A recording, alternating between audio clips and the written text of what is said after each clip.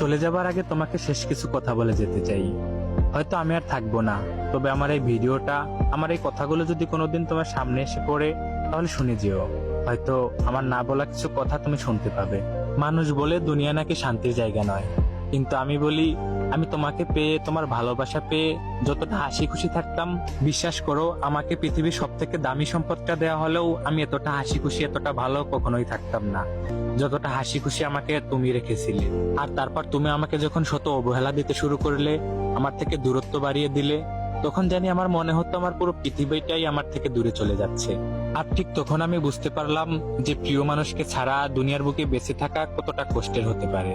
আর তখন আমার আশেপাশে থাকা মানুষের বলা সেই পুরনো কথাগুলো মনে পড়লো, যারা একসময় আমাকে বলেছিল যে দুনিয়া শান্তির জায়গা নয়, দুনিয়া হচ্ছে কষ্টের জায়গা।